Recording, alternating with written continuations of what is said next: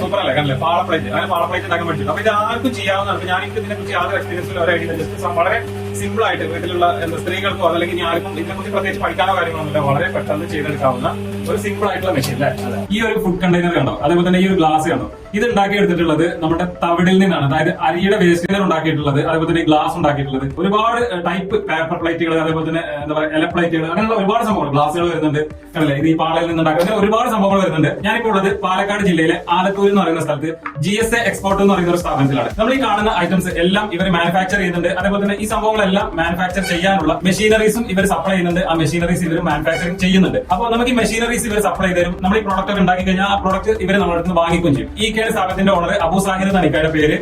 GSA exports എന്നാണ് ഈ സ്ഥാപനത്തിന്റെ പേര്. ശേഷം ഓക്കെ, ഇതിൽ ഏതായിട്ടാണ് ഫസ്റ്റ് എടുക്കാൻ എനിക്കറിയില്ല. ഇక നമുക്ക് ഏതായിട്ടാണ് നമുക്ക് ഫസ്റ്റ് കണ്ടെയ്നർ നമുക്ക് സാധാരണ പാളപ്ലേറ്റിൽ ചെയ്ത ഒരു ബിരിയാണി, പാളപ്ലേറ്റിൽ ചെയ്ത ബിരിയാണി കണ്ടെയ്നർ.